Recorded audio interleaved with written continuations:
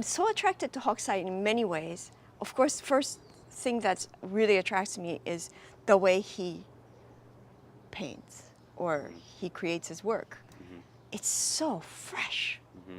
You cannot, to me, yeah, it's a historical view of Japan, and people are dressed in the 18th, 19th century clothes, but the facial expression of people or the way they're moving, the way it's so playful and it's so fresh, and I love that.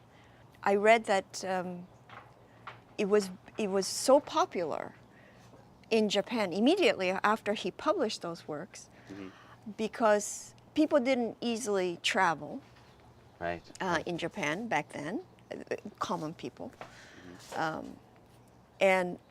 and so it was interesting for them to see the different views outside of where they live, but also they loved the fact that they were a part of the pictures, which was unusual until that point. People were not often in a scenic painting until he did it. Right.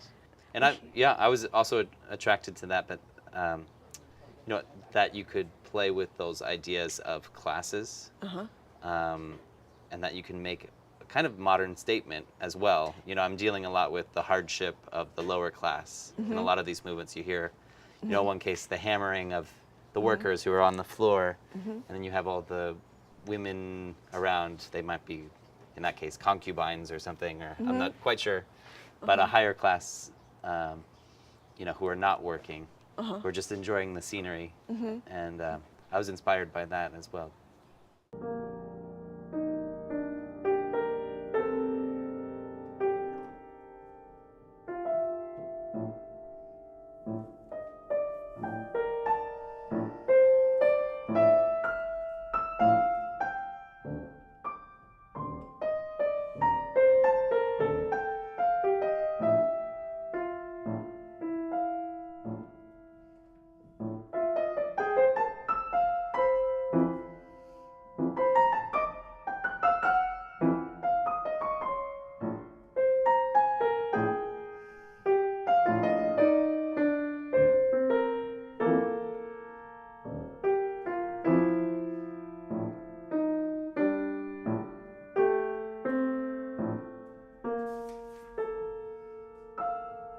Hokusai comes from a very, very poor family. I mean, we don't even know if he actually was a legitimate child, because he never inherited anything from his father.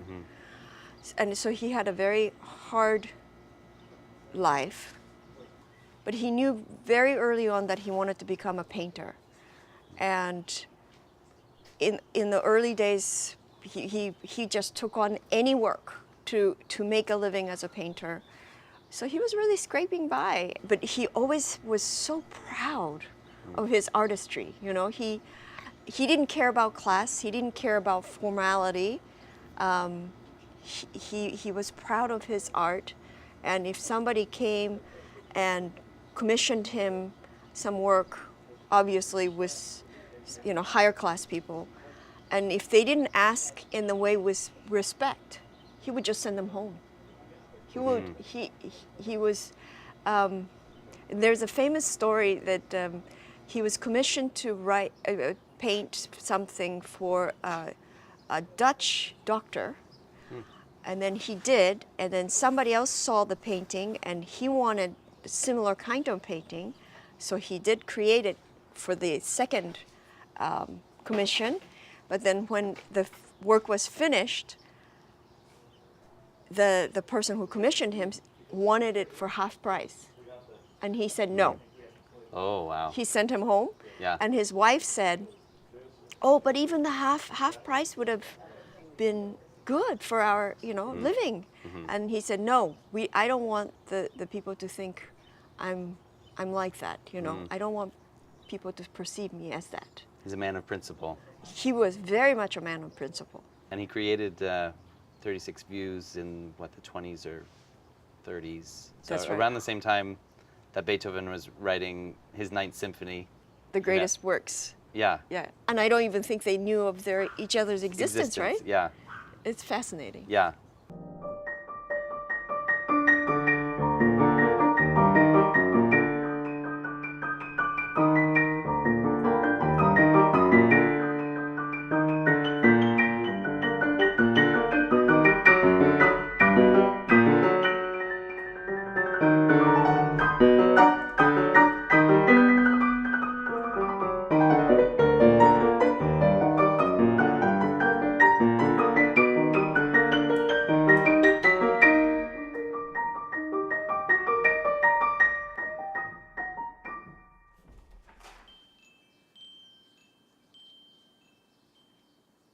Probably the thing I spent the longest time with once I had decided, I want a Japanese styled piece, and we had settled on Hokusai, and then I discovered, the 30. Of course, everyone knows, the Great Wave off Kanagawa. Yeah, that's the iconic Right. piece, right? So I knew I wanted to start with that, but then I'm sort of discovering the whole collection, and then what do you do with 36 pieces? Do I really want to write 36? Yeah. I was trying to make that make sense. And How long did that take you to to decide that you want 36, or was that number 36 very important to you from the beginning? 36 is a great number because so you can do so much with it. Yeah. You can group it in 3s, 6s, 9s. Yeah. 18. You can cut it in half. It's really interesting for us musicians, I think, because Bach wrote 6, partitas for piano, 6 French suites, 6 English suites. He did it for everything is in 6s, right? Right. And then there are 24 preludes. Chopin wrote 24 preludes, of course, inspired by Bach. So 6 is kind of an important number, right? I would say so. I don't know if I came up with the 36 views of Mount Fuji or you did. I think I mentioned it in passing, right? I remember asking you, what are your inspirations? And I was trying to get at the heart of, the Japanese essence that. That makes me excited. Yeah, exactly. Yeah, So I I think think you had mentioned it as an idea, and I was looking around. I think I settled on that. I mean, he gives us the number 36, which is great. And of course, many people have done things based on the number 36. I'm personally attracted to that because I like numbers. I mean, a modern composer in general deals with a lot of numbers, whether or not they're a serialist composer or not. You're dealing with proportions, you're dealing with phrase lengths, you're dealing with the number of notes you want. Yeah. I mean, let's say I were a 12-tone composer. Well, 12 fits into 36 pretty well. I mean, there are all sorts of, correlations you can make. And I found out from this that you really love numbers. I do. Right? I do. I'm kind of obsessed with numbers. It's in a lot of my music, even though I think if you were just to sit down and listen to any piece of mine, you wouldn't say, oh, that has a mathematical construction, and obviously it moves from 1 to 2 to 3, or as far as specifically about this piece, I mean, there's so much to play with. Yeah. So I started with the idea of a hexatonic set because of its relationship with 36. So 6 being obviously. So that was quite base. early in your Yeah. your inspiration. In general, how I work, I mean, once I come up with the overall initial inspiration, then I am looking for the methodology, the way that the piece needs to operate. I came up with a very sort of, I wouldn't say rigid, but game plan, but I would wake up and know exactly where I am in the piece, and I have a plan that I'm operating with the whole time. What attracts me to your piece is the fact that has beautiful melodies, or it really paints what we called tone painting. It's really, it describes the piece tonally. Right. That's what I'm attracted to. And then, if I look at the analytical aspect of it, I might notice your choice of meters or choice of notes. But centrally, immediately, I think it speaks to me in a very direct way without using too much head. Sure. Initially. That's what I like about your music. Right. And yeah, again, I mean, we all have those different parts of us ourselves that, we have the analytical part of our brain that Yeah. is not always on, or maybe we're concentrating on it, on the analytical side sometimes, and other times you're just having a good time with your friends and, dancing on the dance floor, Yeah. let's say you're not over analyzing it. Yeah. I'm pretty sure if you have your analytical, brain on, you will not dance on the dance floor. You'll be very self-conscious. Yeah. But I would say, in a way, I made all these rules for myself so that I could wake up and just dance. To give you an idea, let's say it would depend on the piece, but I would wake up one day, and usually my writing time is in the morning when I still have some free time. And so after having my morning tea, I would go, in this case, to the computer, and I have my little notepad next to me. I can see the game plan. Oh, I'm on the 6th movement, and it's here. This is the tonality of the piece, and let's see what the painting looks like. And I would bring it up, and I would spend time just looking at the carving, and that would give me a certain flavor or essence, or sometimes, let's say there are horses galloping in the shot. Well, of course that already I'm hearing a rhythm. Dun, dun, dun, dun, dun, so now I have a tempo. So I might take that tempo and say, okay, what is my meter? Is it in 3? Is it in 4? Is it mixed meter? And then I would say, okay, well, and that's the other thing that no one needs to know, really, but each of these movements is intended to be around 36 seconds long. Which it's not It doesn't realistically really matter. possible. Just as a starting point for me. Yeah. So I would take those 36 seconds and say, okay, this is my tempo, so how many beats do I have? Oh. And so now I have this many beats to play with. And what is my first phrase, or is there an introductory phrase, or and then I would just have fun. So I would At the keyboard. at the keyboard. So now I'm just looking for a connection in musical language to what I'm seeing. And that's where sometimes numbers would come into play. Let's say there are 3 horses. I might do something with the number 3. All the while, of course, the unifying thing is Mount Fuji.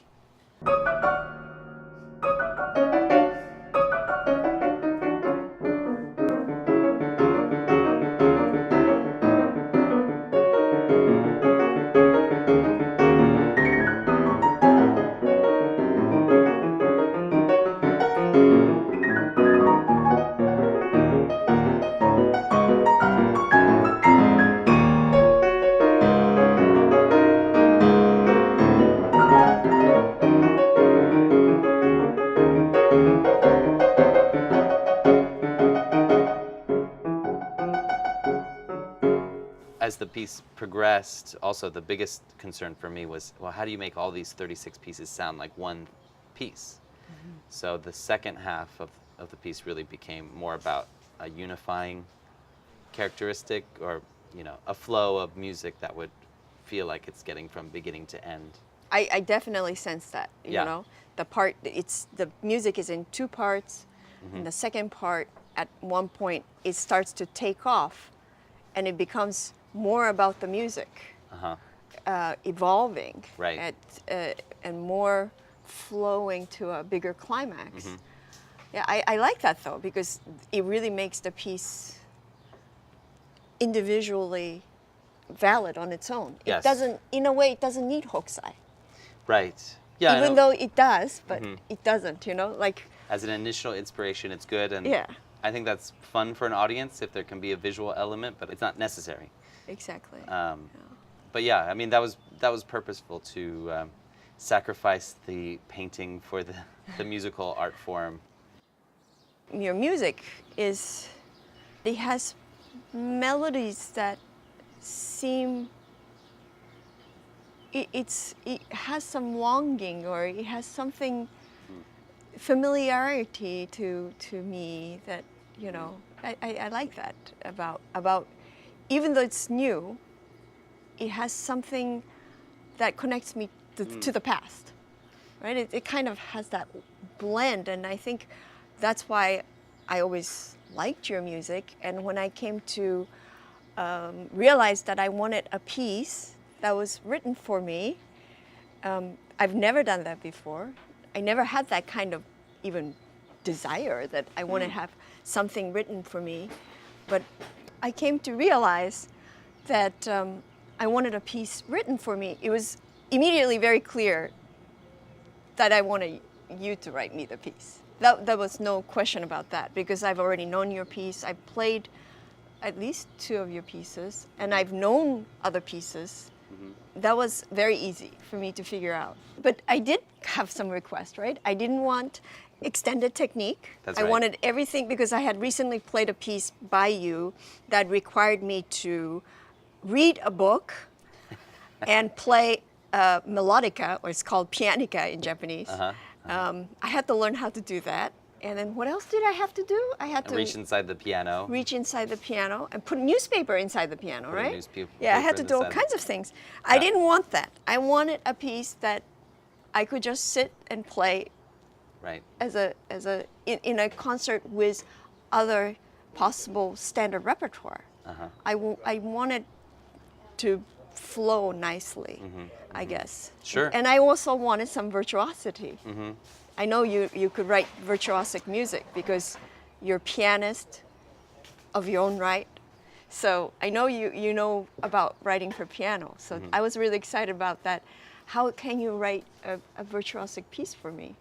And the fact that you said that, I think, opened up a whole bag of things that, she wants virtuosic. Okay, you might have been sorry that you said that. You made it difficult for me. Yeah, that's for sure. Yeah, Yeah. it was not easy to learn, and I think I'm still learning.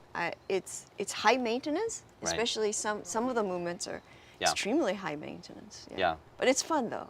It's worth it. I'm glad it's worth it. That's Yeah. the main. That's the main goal for me personally as a composer. I mean, there are a lot of aspects to being a composer. I mean, it's a strange thing to go off and write for, in this case it was a year on and off that I was writing these little pieces and then trying to make it all come together. And then it took at least a couple years, right, to sort of gestate for you as a performer. Yeah, I mean, it took me 2 years to prepare it. Not 2 years solid, but I had learned parts of it, and I had to digest and come back, maybe half a year later, because it's music that I've never heard. Nobody has heard, right? There's not even a MIDI version of it. No. It was just dots on the paper that I needed to realize.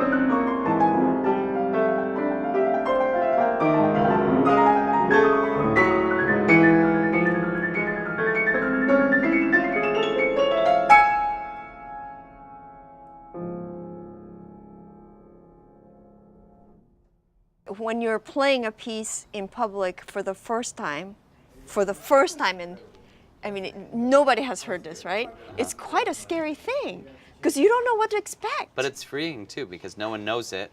Yeah. I depend on that often. But I mean, to impose a 26-minute piece that on an audience, to an audience, without knowing how they're going to react, it's quite scary. Right.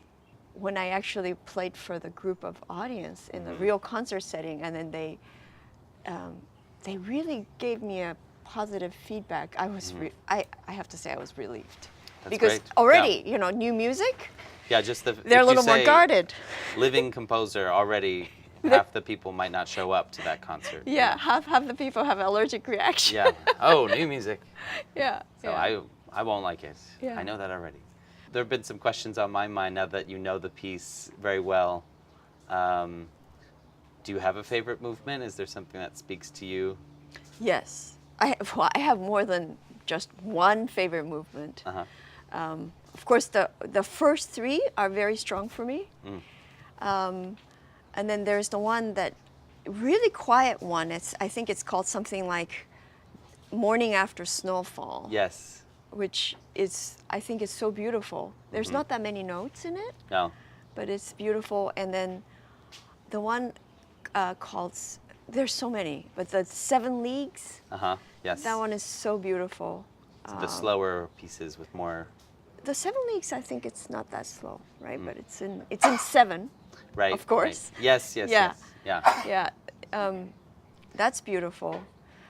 And I was telling you the other day when we were you were showing me some musical excerpts, about the snowfall, that the way a composer tends to think. I mean, in my case, it's sometimes very literal, like the whiteness of the snow.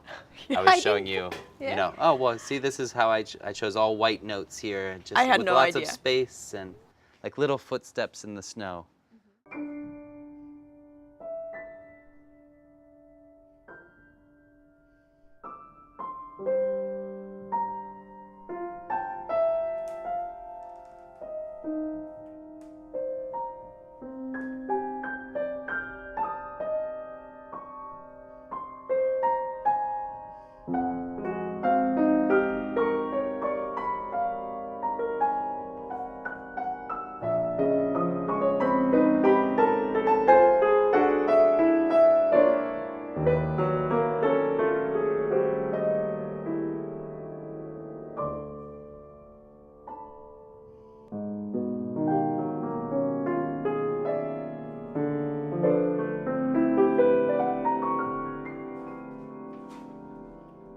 Second to the last movement, I love also. Oh, it's so beautiful, I think. It's just, it sounds like an open... So for you, you mentioned it sounds American, that ending theme. Oh, yeah. So much of it sounds very American to me. But that's the thing I always liked about your music. It's that it's very, it has a very strong flavor of Americana. I don't know if you take that as a compliment or not, but it's seeping out of you, whether you like it or not. It's part of you. It's true. I can't And help I love it. I love it. Well, I was raised on Copland and Gershwin and Bernstein and Sondheim and all the early American, early 20th century composers.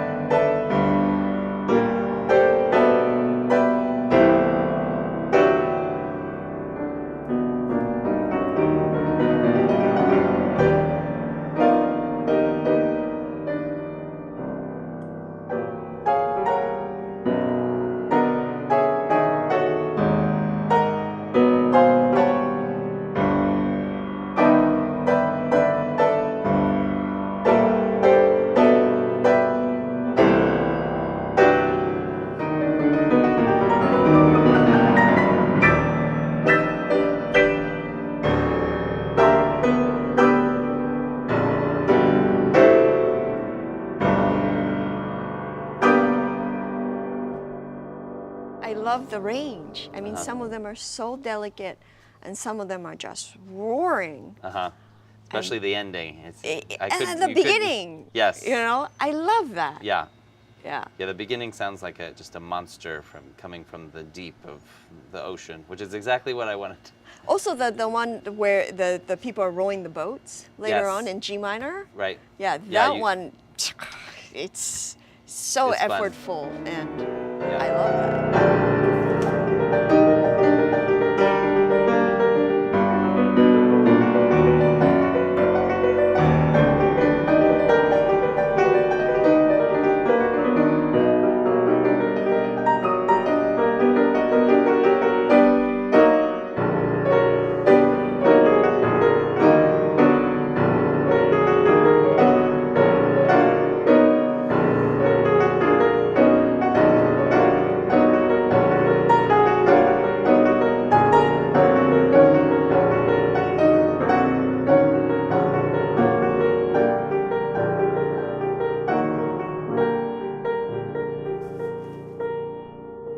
So I've asked you about your Favorite. the pieces that speak to you the most. Is there one that you just disagree with completely? I was curious. Not disagree, but I think I talked to you about it the other day. There was one in particular that I had a really hard, actually two movements, that I had a really hard time connecting with it. And when I sent you the recordings of before I went on the first performance, I sent it to you. It's like, is this okay? Is this sort of what you were expecting to hear? And your comments were about those particular pieces. Oh, that's you had interesting. more comments about your disagreements, per se, right? About my interpretation on those pieces that I was having a hard time connecting. Which had more to do with the tempo than anything, Yeah. I think. Yeah, and also the feel. And then when I actually heard you play it the other day, Then it made sense. I was like, okay, I know what to do. That is one thing about, that you're constantly wrestling with as a composer, which is trying to translate what you want onto the page. Things I think that are obvious that I think, oh, well, surely, it must be this way. Everyone sees it. And of course, it's hard to translate exactly what's in your head. It's so obvious to you that you don't even realize that it's not obvious, right? Yes. And I've asked many questions during my journey of interpreting that piece, What does he mean here?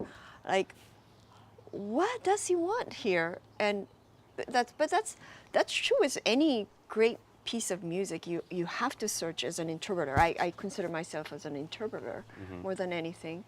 You have to do that search. What are those notes saying to me?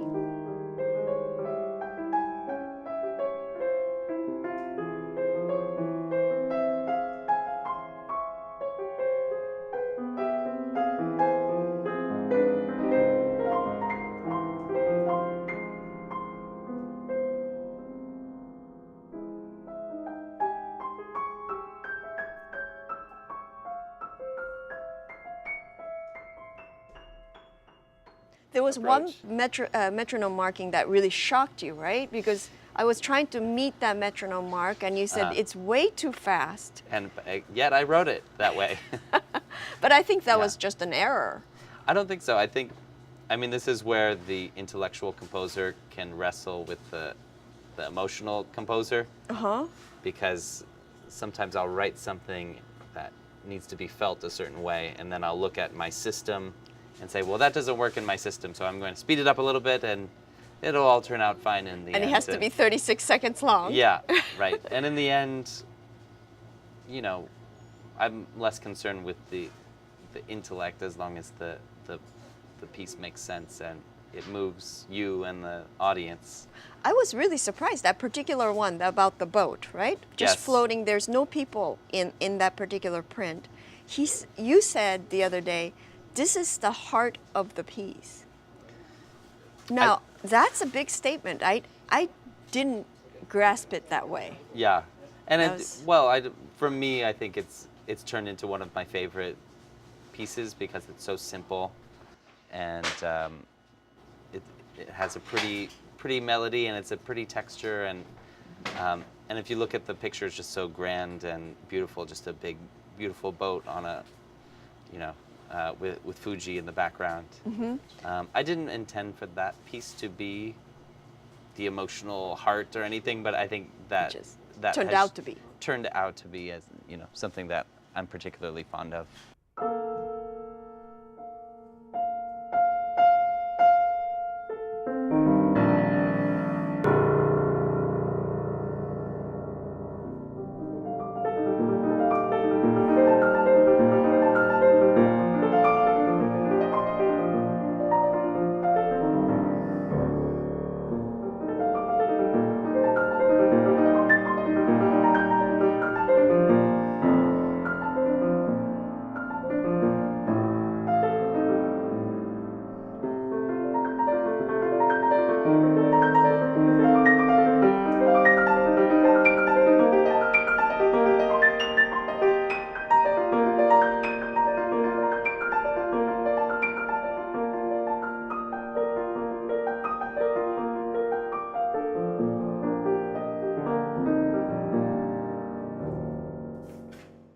would you picture for the piece in its performance future? Well, I'm going to play with it for a while because it took me so long to learn it. Yes.